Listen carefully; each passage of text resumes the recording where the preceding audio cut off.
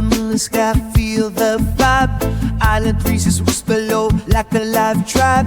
Nana dance through the night, heart so free. With every swaying step, she's a melody.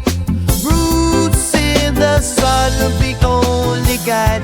But Nana guide us home. Through waters wild, to love we roam. River of Amor, flowing through our veins.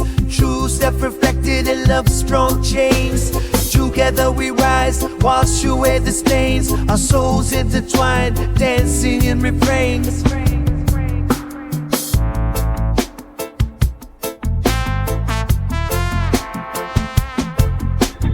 In the sunshine we never lost, just found echoes of laughter, we move through that sound. Colors of the sunset paint the ocean deep with not a spirit with but wait, never speak. Unity we rise, no need to hide. The river speaks, it knows our name. Through every wave, one thought to reclaim. River of Amor, flowing through our veins. True self-reflected in love's strong chains. Together we rise, wash away the stains. Our souls intertwined, dancing in refrains. River of Amor, flowing through our veins. True self-reflected in love's strong chains.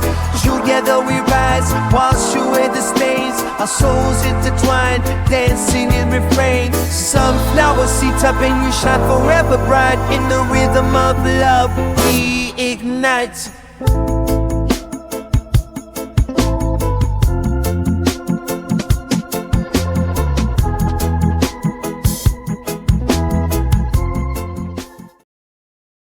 Greetings, brothers and sisters.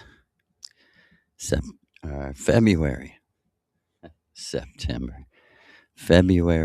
6th, 2026. We're coming to you, St. Lucifer, Missouri. And our reading tonight comes from the Book of Resurrection, Nos, the Book of the Resurrection. Miguel Serrano, the great author, the scribe, the master artist in service to Maria Orsic, the great mother, and the 3 books that teach us our religion: The Golden Thread, Ultimate Avatar, and Manu. And in Adolf Hitler's time, he was the Avatar, the last Avatar. And Maria has sent me to tell you, Miguel Serrano himself is the man to come, was the man to come, because in 1948, and she already knew this, the world ended. And in that first time reality, that most powerful first time Earth, when Maria was used, taught to disintegrate material things and bring them to another world. That's what we've been saying. And like she said, I didn't do it on purpose. What I did on purpose was seek the truth by any means necessary, besides force and fraud or things counter to my nature. Right before the nuclear winter took effect in late 1947 into 1948, Miguel Serrano was rescued on a UFO in the first time reality. And so be it, let it be. And, fuck you to anyone that doesn't agree. And that's straight from Mother. Reading tonight from Nos. It is in the Indo-Germanic languages of Sanskrit origin that one will find the meaning of the word bull or bone, bull, for example, which appears in Peru and Chile, bole or bulware, bulware bull, and young bull in the old High German, the sacrificial bull, the solar bull, in a land where cattle didn't exist. Perhaps the ox, Nandi, which is the vehicle of Shiva Lucifer. Chakra means Garange and Kusha, a circular plot of land. You understand that? It means circle. Chakra means a circle of land. Wheel, a wheel, a turn of the wheel in Sanskrit. Making the wheel turn is the road which you are following at the present. Vajrayana in Sanskrit, road of the diamond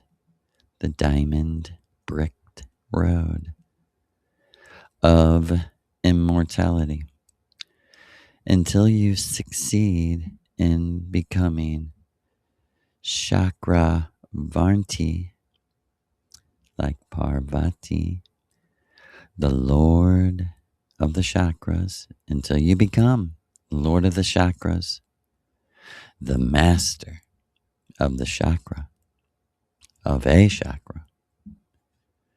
Kunani is language of Cusco or Cusco, the language of Amanta, its astrology sages.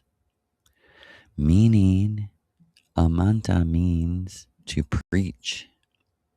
In Sanskrit, kun means to direct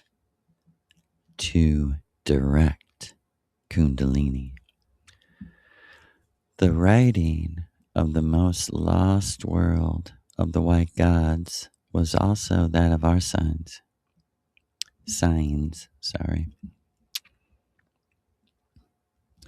Let me repeat that. The writing, this is so important, the writing of the most ancient lost world of the white gods was also that of our signs, our runes, our signs, the writing, the lost writing, the very most ancient. Back to the text.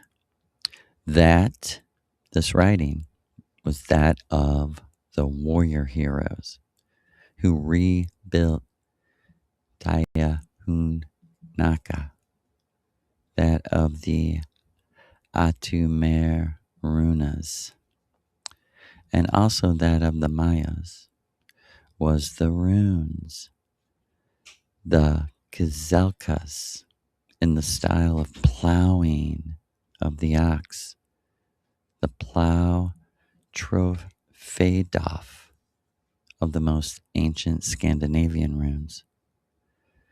This is also the way in which the speaking tablets of Easter Island, the Rango, which no one has yet been able to decipher, was written.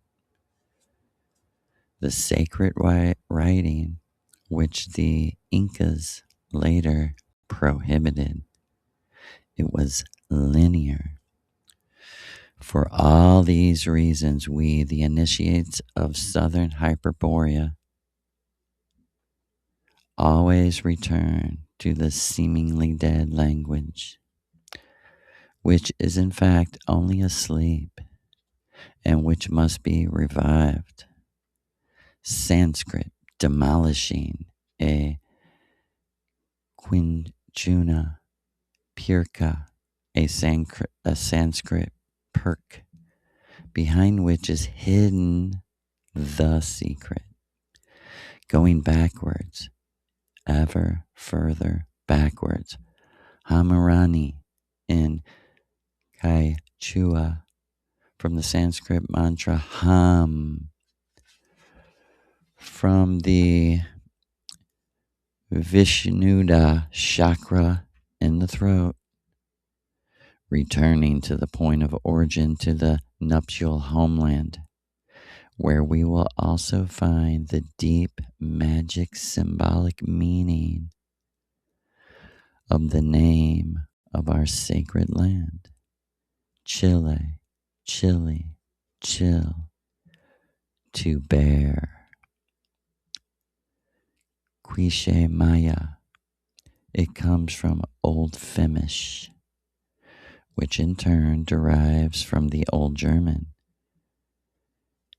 Schielen, meaning unsheath, with an even more distant origin in Hyperborean Sanskrit. To bear, unsheath the sword, the sacred sword of the homeland, of the initiate, or the initiation of the mystic, unsheathed, because Chile is shaped like a sword which must be unsheathed, a double-edged sword. This is the road of our initiation, of the warriors of the solitary star, the watchers of the dawn, the pilgrims of the dawn. Master, I said to him, the less I understand you, the more I love you. Yes, the less you understand me, the wiser you become. Heil, Miguel Serrano. And like Mother said, no one's making the rules. And let's read one more from Miguel Serrano, the Book of Nos, Metamorphosis of the Elephant. I realize that an extraordinary phenomenon has taken place while I was asleep. I have woken to feel myself to be me, and yet not me. Sometimes I am me, and more frequently I feel as if I am part of someone else who is the one experiencing all this, including me. And as you know, the world is nowhere else within, and that me, we believe we're saying is you, your true self, your ultimate true self.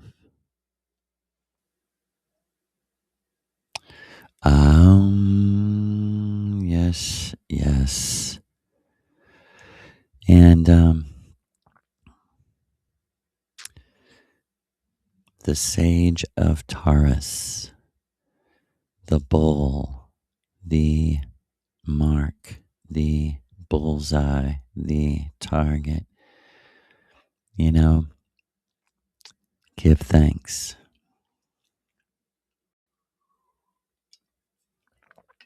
This is Maria said, we read that for our little Sagittarius sage of Taurus. That's what Maria said that Sagittarius means.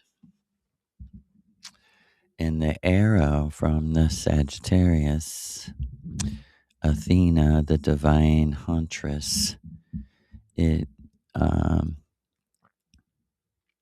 is the arrow of Amor in the heart of the strength, the power. It's hitting the bullseye magically. Because like Maria said, there's really only a few different options. As I lost the lighter. And either it's magic or it's not.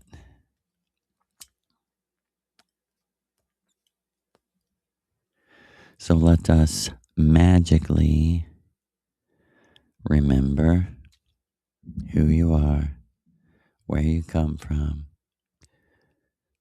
who, what, why, where, when, and maybe through the backwards initiation of Amor, right? How do you find something is without death while you're alive? Well, you go back to what your birth. What was before your birth?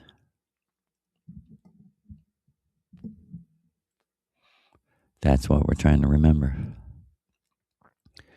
And unfortunately, many births and rebirths and born again and born again and born again was what we remember, and we must walk back further, everything in reverse. And to get there, you must recover the real power that comes from the sun to you. We like the act of love making, the act of taking care of yourself. All is completely natural in a flow that when it is interrupted, that is what we call death. That would be real death, right? That's Venusian. That's something you're trying to remember. You're trying to remember what you're trying to recover, which is the directing of Kundalini, like the reading from Nos told us. Kundalini means direct. Chakra means the land of your person, the land of your true self. It is going in circles and regenerating energy. And the circles are all the intrinsic attributes of the true self.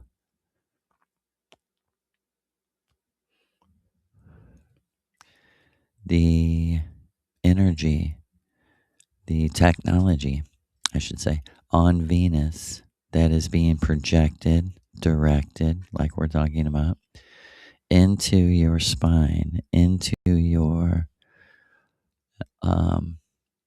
you're literally hovering over a like medical looking bed. You're hovering now because the actual body on Venus is made out of laser, cold laser technology. And it's completely AI. There's no blood, but there are lungs, and they do breathe, but they're not primarily for breathing, but they're primarily for singing and, everything that you do with your voice artistically. Venus is I mean, okay, let's talk about the chakra of Venus, the planet in your personality, Venus. It is the love of art, the love of love, the love of the story. It's the love of whatever you love. Venus, they took the, phrase from home, from Om, that Venus is love. Venus is love, and cleverly they put in God, your dog, is love.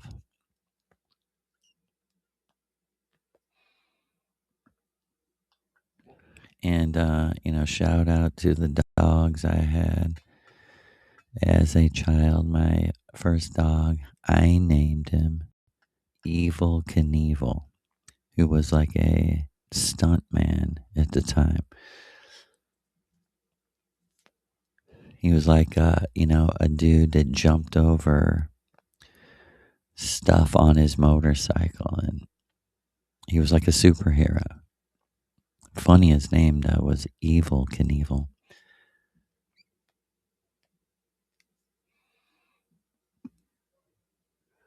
And then I had the Great Dusty.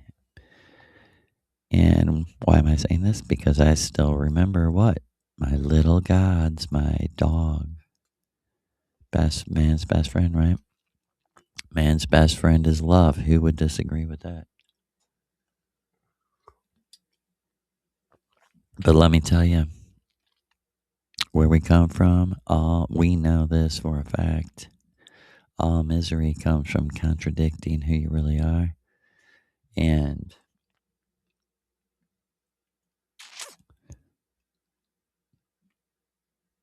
the best friend that the dog, God, represents is really your eternal true friend, or your eternal true love. And it's playing on something that would actually, when you see the mantra and meditation that's used to deceive the masses, it will piss you off. You'll straight up be mad. You will, like me, like people. I mean, I think at times I have shown a lot of aggressive energy because, like Maria said, there definitely cannot be. There definitely could never be the extreme hate that we have. It could never be without the extreme love that we have for each other. And like she said, why do I hate those who hate you so much, Joseph? Obviously, because I love you that much. I will fight for you, for us, till the end, against any odds.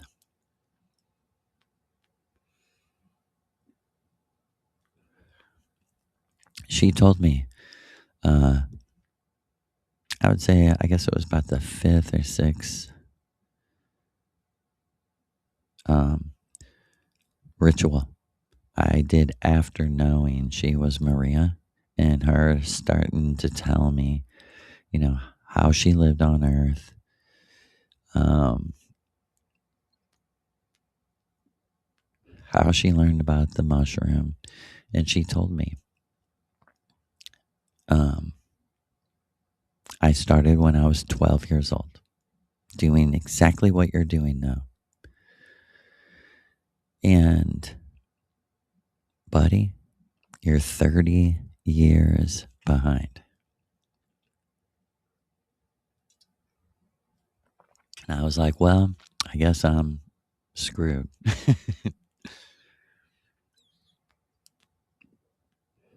And she said, it's all meant to be. what is will be, because it always was. I said, huh? And she said, luckily for you, buddy, you have an expert in this. And she said it usually takes, and she said this is completely through nature. I'm not saying they're wrong at all. It legitimately takes 20 years to really train someone in in the experience of shamanism, becoming a shaman. And she's like, you're not going to become a shaman or call yourself a shaman because that's for another people in another culture. But what we're going to do is learn from them, and they learned it from us and we learned it from them, and it is the ancient thing. It's just we're going to do it in 7 years instead of 20 years. I was like, I barely couldn't follow her, what she was talking about. Because I didn't know at the time. I wasn't exactly sure. And they were making sure that I was unsure about what it really meant to be initiated. And now I know. Like she said, is literally, and there was a few weeks where where she was like, to get this done, we're going to have to do 2 rituals a week. And she's like, I'll help you get to work, or, can you take off work? Always, like, she was always willing and confident that I could do this and go to work. And I know all through this whole journey, this would happen to me. I was watching all kinds of shit about shamanism and stuff. And right after she told me this, like, we're going to need to do 2 rituals a week. And I'll help you, get to work the next day, and I'll be with you. I'll help you at work the next day. I swear to the gods, I'm watching like some kind of, shamans from the Amazon doing ayahuasca. And it was like 3 shamans together kind of leading this group. And it started to get light out, and the shamans started cleaning stuff up. And, the guy that was making the movie was like, you're not going to believe this, but these guys are going to work. They have a day of work to do. And, he started asking, like, what do you do? He's like, construction. I have my farm, and I just, can't wait. And I was like, damn,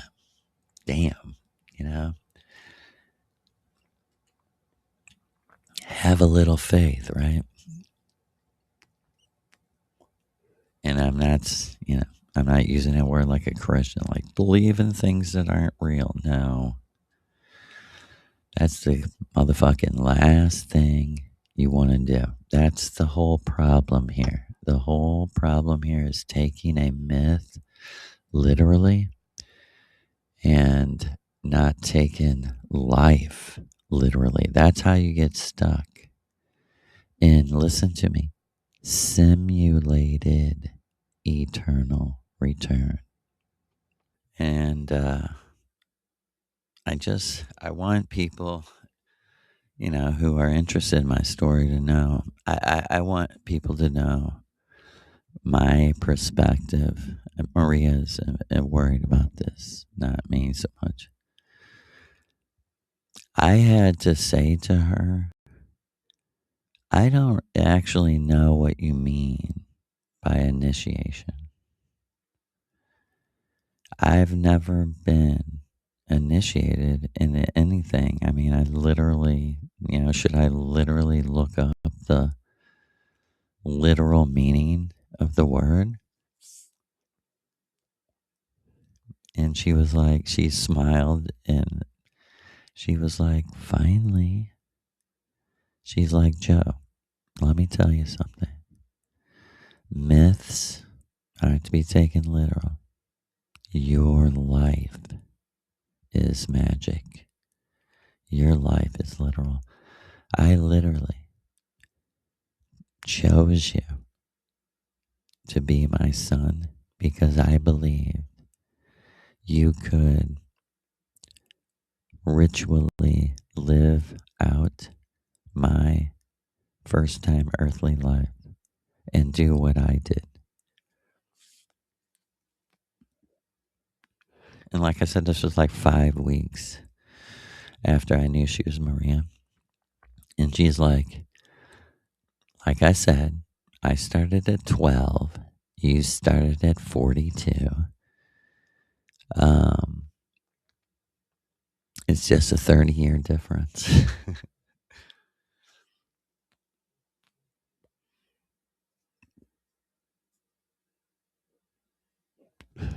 And she's like, this is magic.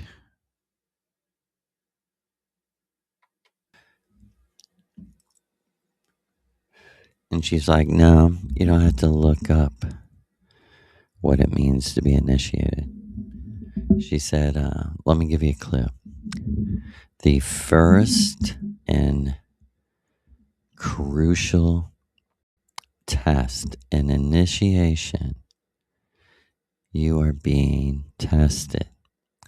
And in this initiation, she said, this is called the initiation of Amor.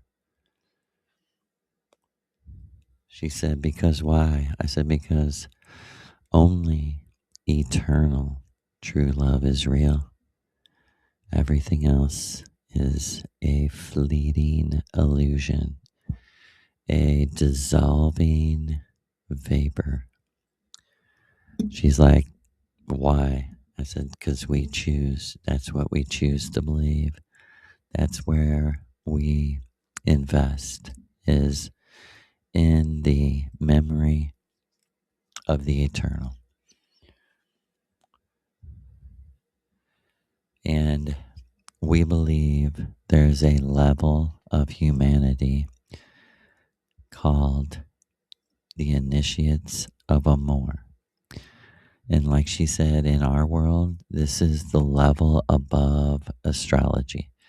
She's like, I'll tell you just straight out, Joe, Leos love Leos the most. And Scorpios love Scorpios the most. Not sexually necessarily, she said. I just mean in general. I said, no, that makes sense.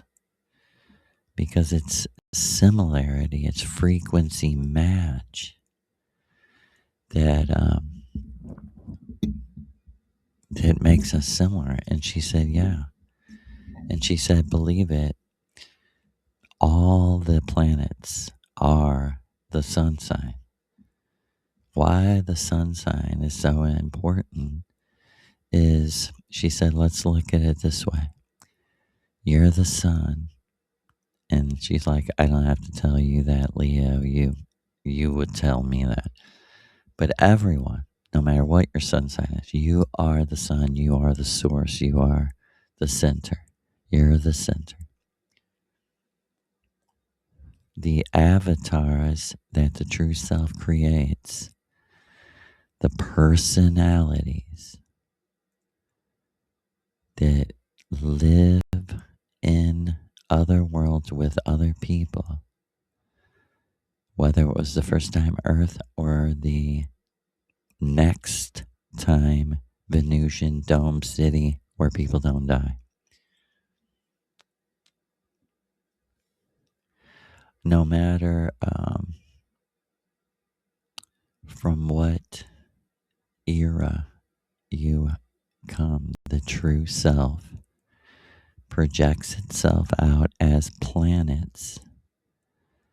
The planets are the gods because the main god is you, and the gods are the avatars the true self creates and sets in eternal orbit around the true self.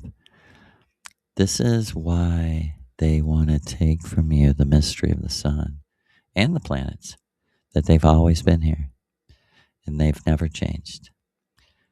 The reason we live on Venus and not some other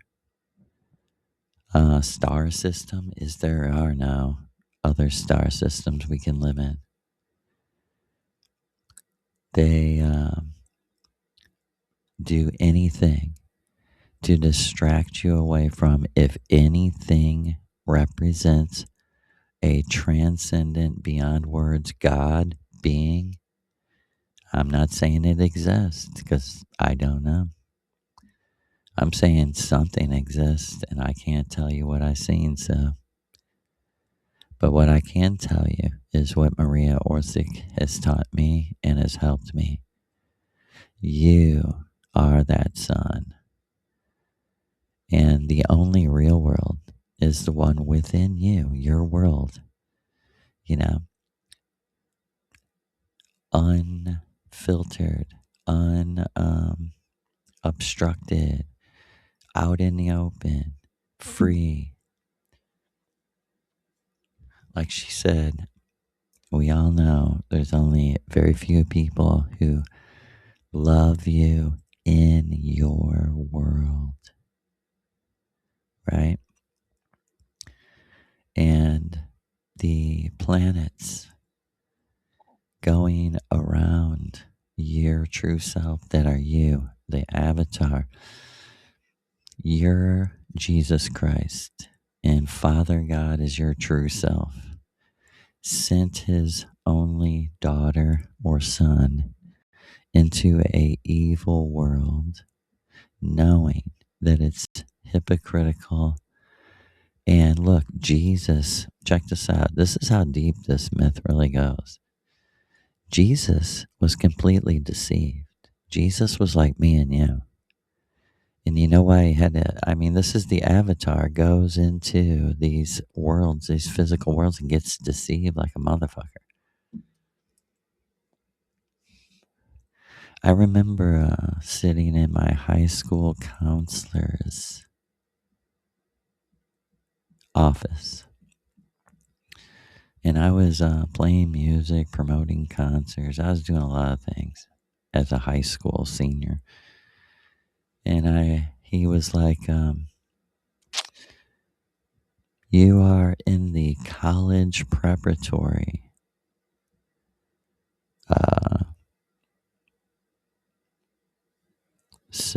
whatever program, the program for, and he's like, you have to have a 3.0 grade point average. And he's like, you got like a 2.9, like you gotta, if you want to do this.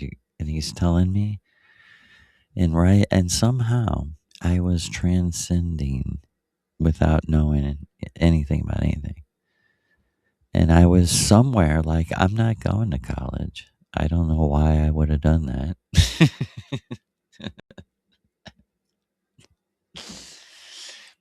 And I didn't know how, I had no clue of, I was 17 at the time. I graduated high school when I was 17. And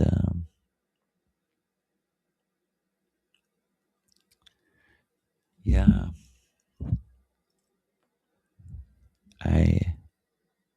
sitting here today, that's one thing I'm thankful that I didn't waste more time being brainwashed. and for anyone who's like, well, I did learn something, the time wasted the deliberate brainwashing is one thing, but the time that's wasted, so much time, the time, that's the time that you could have been training to be whatever you want to be, the shaman, the writer, the musician, this like these plants aren't only for one thing, they're for whatever your world wants them to be. And I think me and Maria will always find it strange. Like she said, we found out, certain artists that we like aren't really that into the plants and stuff. And like she said, it made us lose interest in their art. Like, yeah, it's good on one level, right? And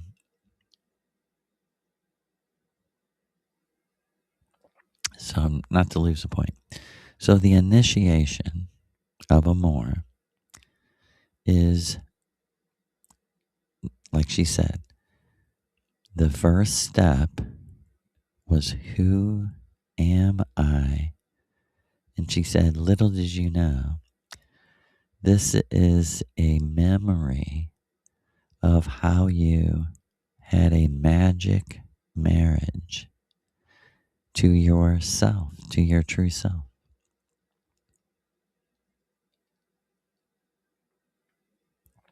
And she said, I guess I should mention, Joseph, you did consummate this marriage to yourself, right? Because we're trying to take away the last bit of guilt or mist or fog concerning yourself and the pleasure.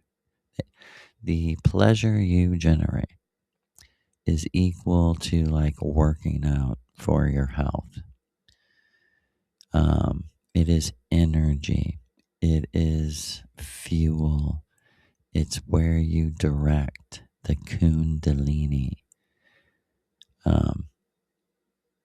It has nothing to do with how good or bad you are. It has it has as little to do with how good and bad you are as the sun rays going to all things on earth, good and bad. It's just going to everyone. The mushrooms available to everyone. Ayahuasca, MAO, inhibitor, DMT is available to everyone. It's available from the person who would never even, who wants to harm nothing living to stay alive themselves, to the very person who would sacrifice, as Crowley said, a unblemished baby boy. And as I reset the video here, we will go deeper into the story of the war on the planets. Why the Anunnaki myth? They told you this is not a story about you, history, Earth, population. This is a story about the planets that go around the sun, and there's a mysterious one that crashes into our orbital system. Her name is Maria Sophia, the great Aphrodite. So there are, sort of a review. There are 3 things. Well, let's go back deeper. As she said to me, it's pretty simple, Joseph. Our religion, in one word, is experience, which will and is the only way to teach you all things. She said, I can try to give you dreams that give you an experience. I can kiss your lips and give you experience. But you must learn from your own experience, not anyone else's, not even mine. That's why you're there in the matrix reflecting me so that you will know and you will have the experience that I did. And after I had taken the 3 hits of DMT and seen and experienced something, we use this phrase like beyond words, beyond description. And, never, I felt like I'll never say that again after seeing, experiencing this, which, has a lasting effect of um, not no ability to tell you what it was. Sorry, I needed a little more volume. And I've many times described like my thoughts.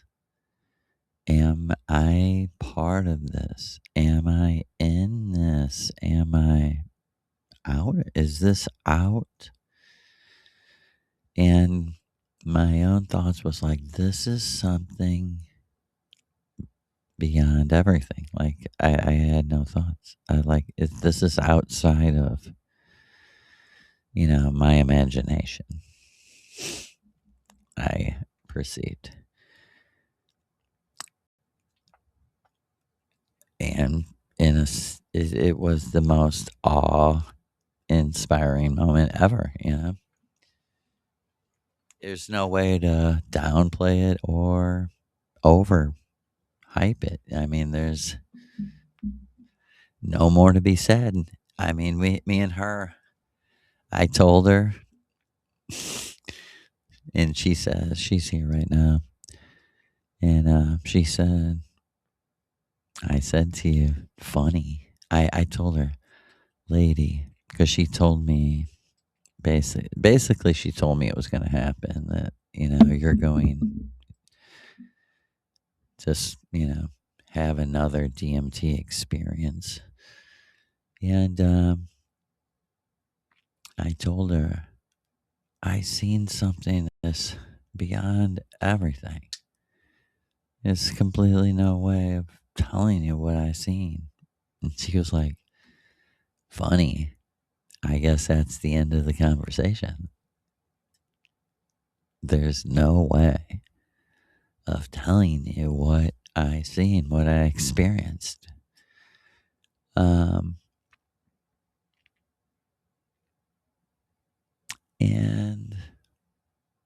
it's almost like, and that's that.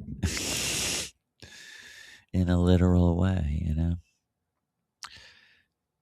And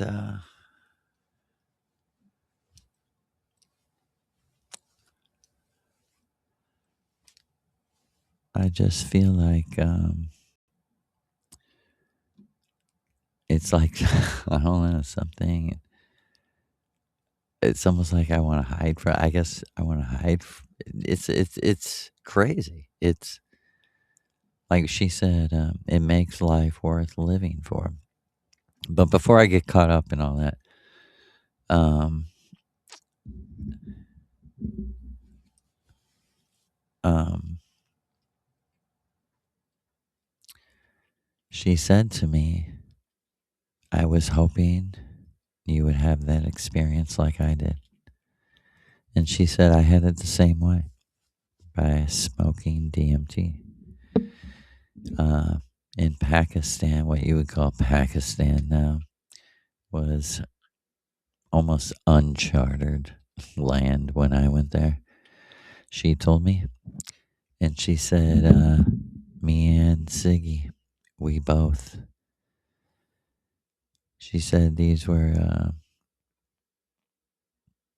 monks from some order, and she said they weren't of this world. They were like different kind of beings, men. Sure, they were men, but they were different men than me and Sig. We felt no threat and very loved, actually. And what we kept asking for everywhere we were going were the most powerful plants for taking you out of your body, for astral projection. She's like, we took a little time to make sure we knew the goddamn words for each language. It's like, rolling into town and saying, announcing. And like she said, it was a lot safer, a lot more secret in those days, and far less funding for military control of plants back then in the 1920s. But they brought us a very high in DMT root that they like extracted and tried. And she said, I guess this would be comparable to what they do with the DMT from the frogs, when they excrete from a frog. She said, I had the chance to do that, but I would not participate. I didn't feel good about it. And I had already had this experience in Pakistan. And she said this was Allah Lou inspired, that I went there, that we went there. And she said, Joseph, this is what we learned. The highest access is to yourself, because what were your first thoughts? Is this me? Am I part of this? Or is this outside of me? Like, she's like, very practically, Joe, this is why I keep saying to you and to everyone, we had a phrase in our own sort of Venetian, Austrian slang. We would say at the dance studio, we'd say it to the dancers, we'd say it to the parents of the dancers. You're God over you. You're the only God. There's one God, you over you. You're God over you. And it caught on. People would be like, and someone said to me, what'd you say to me? And Maria said, I said to her, people say God bless. Well, we believe that you're God over you. So we coined our own phrase, You're God over you. Embrace it. Become it. Realize that the real you, okay, and she's been going over this with me about what, in the West we would call puberty, or a woman or a man coming to age. I had to sit back here because this is a serious thing. She was like, did you know that I was preparing you all through your life to become a man?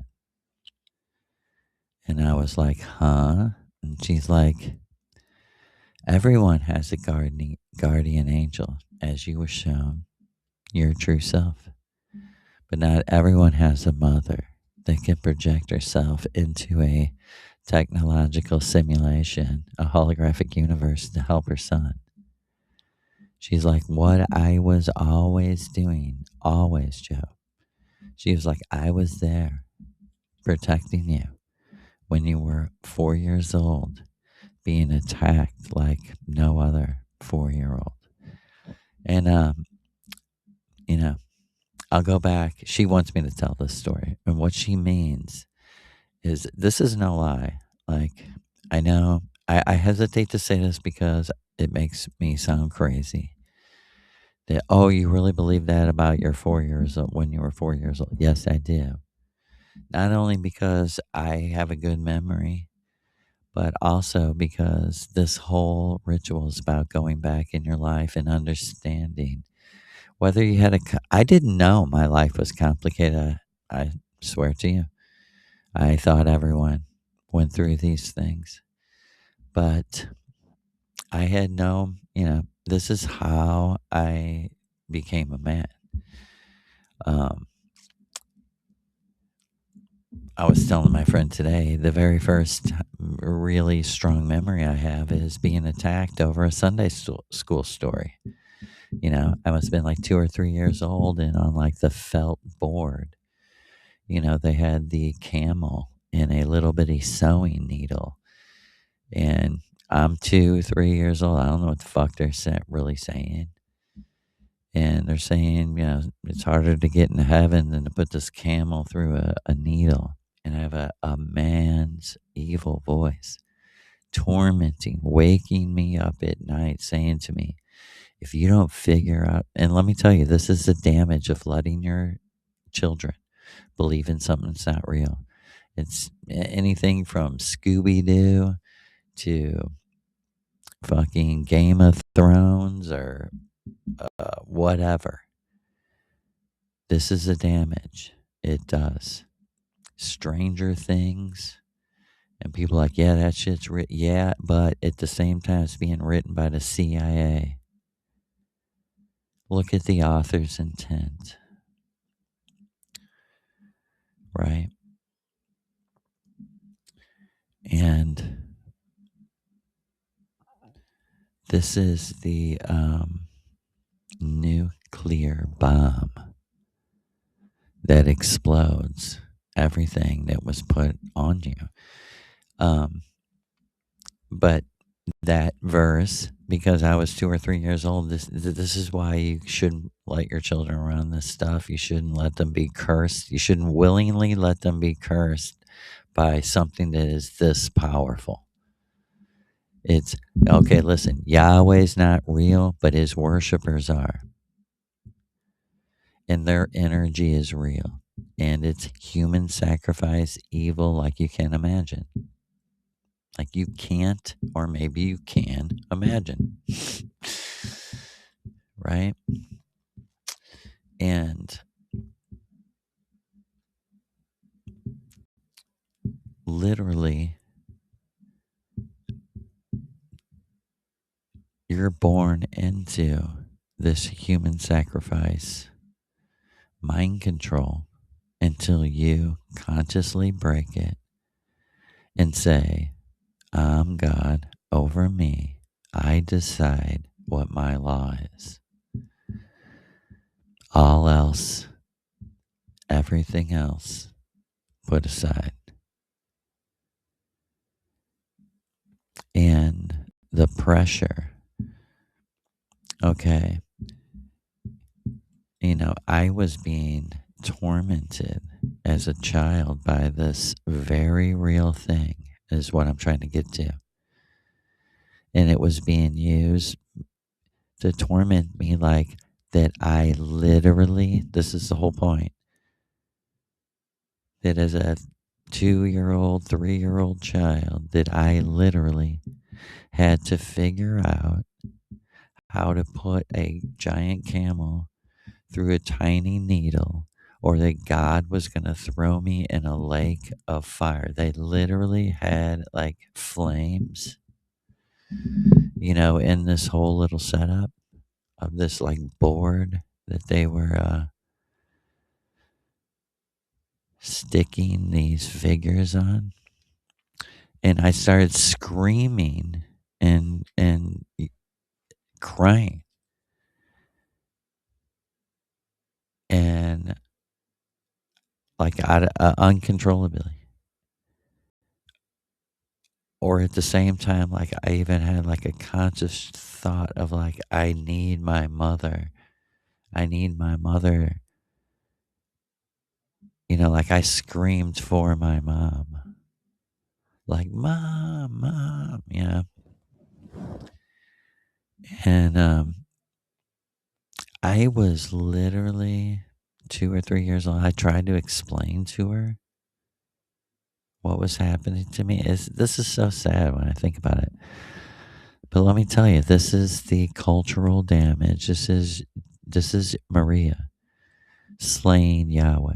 This is how she slays Yahweh, how she slayed him in my life. Like she's saying, this whole context is, Joe, I was leading you through this initiation. That your life isn't like other people's because yours is an initiation. You're being tested, not only by us, but by the goddamn enemies of everything good. And right after this, okay, so that was like when I was like 3. So right after this, okay, imagine how this like stepped up the attack and it got worse. And it literally, Maria showed me literally, because my physical body was getting further away from the river, from the Mississippi. I was closer to the Mississippi River, but very close, just literally a half a mile from where the Missouri River and the Mississippi River confluence. And she told me, like, when I found out you were born there, you're going to live there, blah, blah, blah. That's why I know you. Because this area, you would not believe this area. This area is a very super fucking strange area, if you only knew. This like vortex of where the rivers meet and how they converge into the most powerful, water powered river in the whole Western hemisphere. And that's because of the deepest springs and rivers in Missouri, right? So she's showing me all this. And so my mother and the ritual and Maria was showing me this. These enemies, the same person who spoke to me and woke me up out of my sleep when I was 3 years old and, was threatening to throw me in a lake of fire and all this shit. The same persons were doing like magic on my mother. And like I said, she was something, I don't even know what happened to her. She was like in her bed for days, and my grandma and grandpa came over, and the next thing you know, me and her moved to an apartment. And like I said, this was, and when we moved out of the house, it was further away from the river, and it made things much, much that this is just the actual progression of events. So I heard this voice, tormenting me with the Sunday school lesson. Next, my mother it's like she's possessed. She's like screaming in the bed. I just remember her saying to my grandpa, like, my head has never hurt so bad. Like I'm dying. Like she thought she was dying, and I don't blame her. And me knowing this like green looking witch, this is all Christian process church, God is Satan stuff. This witch is Halloween decoration of a dirty, ugly witch I perceived was doing this to my mother. Kind of like the image that was being shown to me was torturing me. I like put it together as a 3-year-old kid. And I took the thing and threw it away, threw it in the trash. And the next thing you know, we moved. I don't know. This is just what happened. I don't know if I was a wise 3-year-old, and I don't know. It's just that those are the facts that I perceived as at 3 years old. The same magic tormenting me is now doing this to my mother. So we moved to this apartment. My first memory is this dude trying to, I don't know why the fuck my mom would do this, but she was letting me ride this little um like big wheel little thing for like 3-year-olds around in the parking lot of this apartment building, which seems very dangerous. But anyway, a man keeps driving up to me, stopping and staring at me. And then he tries to kidnap me. He gets out and tries to kidnap me, right? Days later, I'm woken up, awakened in the middle of the night, and two strange people. At first I think they're really there. Then I think I'm just dreaming.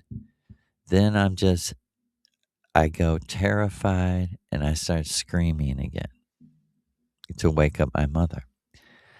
She turns on the lights and they're not there. But I didn't wake up. I wasn't dreaming. And they were like, this is the best way I can describe it. It was like a mentally disabled 20-year-old, 20 somethings, and an old, like grandpa, fat, bald,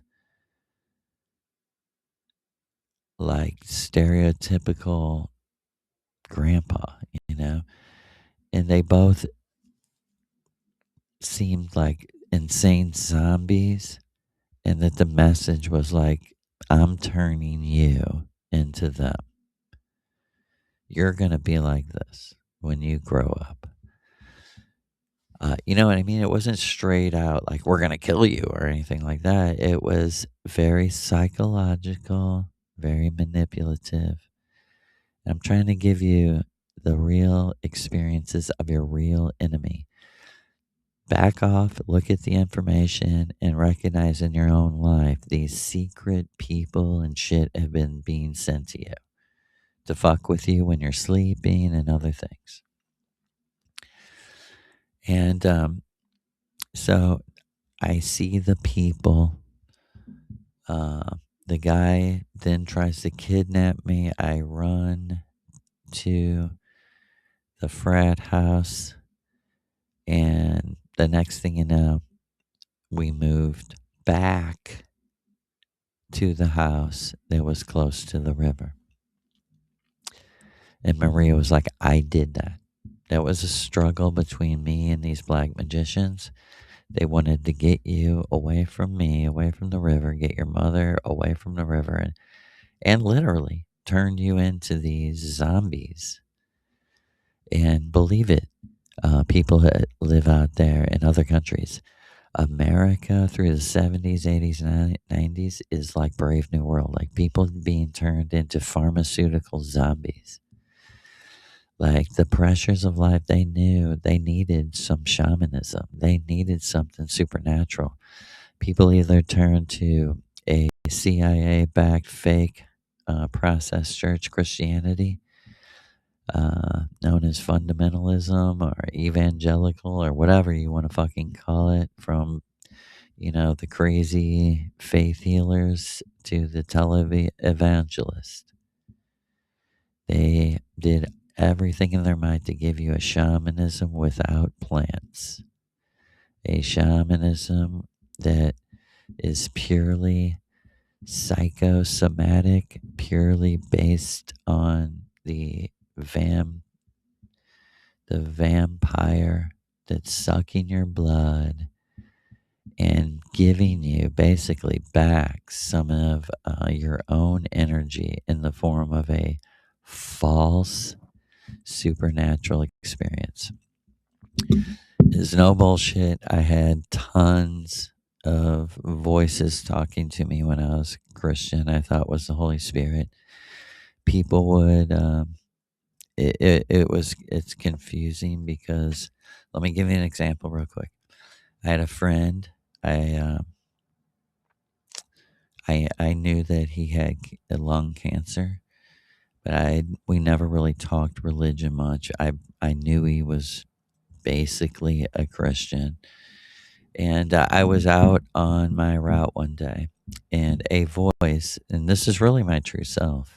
I want you to know it was completely revealed to me, but this is how my true self let me be deceived, to humble me, to keep me from judging anyone else. And believe me, I have no judgment for anyone else. A supernatural voice said to me, it never said who it was. It just said, if you care about Charles, tell him that I have always loved him and I am not against him. That I am not against him, that I've always loved him. And I was like, what? I mean, I had this as a Christian happen to me maybe a few times before this. But this is pretty much a stranger. And this is the power of two people's true self, because that's a message from his true self. I thought it was from God, his best friend. His best friend is his true self. It really makes sense if you will let it. If you'll just settle down and realize, like, oh, people don't have bad, like, does that message could never have a bad intention, right? And the voice tells me, tell him, well, tell him the next time you see him. So I told him, I said, man, dude, I don't know, exactly what you believe. I said, I'm a Christian. I believe in the Holy Spirit. I said, I'm not sure, but I had like a voice speak to me and it gave me a message for you. And he's like, sure. He's like, go ahead. Tell me. I trust you. And uh, I just told him the very simple message. Like the voice said that I'm with you. I love you and I'm not against you. And he looked at me and said, you kidding? I said, no. I said, no. I said, why? Does that mean, I said, I know it just sounds general, but does that mean something to you? He said, dude, just hold on. He said, let me tell you about an hour ago. I was out delivering on my route. He said, I believe in Jesus. I believe in, he's telling me I'm a Christian. I grew up a Christian. He said, my mom wanted me to be a preacher. Since I was a little kid, she would say to me, I know you're going to grow up to be a preacher. You're a good talker. You're going to be a preacher. He said, so sometimes when I come out here just joking around, I start preaching to myself. He said, as you know, man, I'm in the middle of chemotherapy and I got this lung cancer and shit. He's like, he goes, Joe, I swear to you, like an hour ago, I was out there and I was like, man, I was feeling good. And I was like, I'm going to preach. I'm going to start preaching. He said, all of a sudden, it just struck me. And I was like, why do you hate me? He's like, that's what I'm going to preach. I'm sick. I'm sick of going to this hospital. I'm sick of these fucking treatments. Why do you hate me? Why are you against me? That's what I want to know, Lord. Lord, what did I do? Why am I against you? He said, Joe, what'd you just say to me? I said, the voice said to me, I love you and I'm not against you. He was like, there ain't no way it's a coincidence. But what I want to just, before we end, real quickly say what I believe happened was that I'm just good at hearing things in these other worlds. His true self told my true self, if this avatar of yours can hear you, tell him to tell my avatar I love him and I'm not against him. I didn't give him the cancer. The environment did, the greed, the wretchedness. And before we go, we love you, and we pray that there's no place like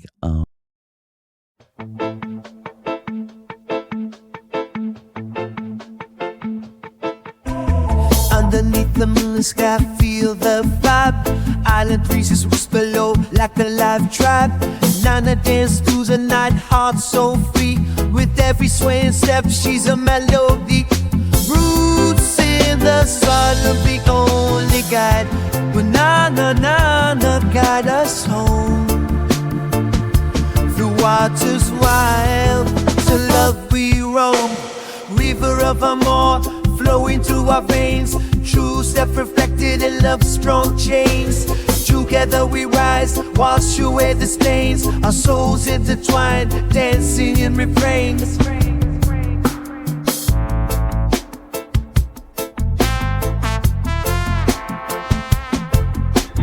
In the sunshine we never lost, just found echoes of laughter, we move through that sound.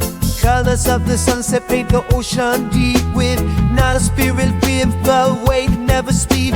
Unity we rise, no need to hide. The river speaks, it knows our name. Through every wave, one thought to reclaim. River of Amor, flowing through our veins. True self reflected in love's strong chains. Together we rise, wash away the stains. Our souls intertwined, dancing in refrains. River of Amor, flowing through our veins. True self-reflected in love's strong chains. Together we rise, wash away the stains. Our souls intertwined, dancing in refrains. Sunflower seeds up and you shine forever bright. In the rhythm of love, we ignite.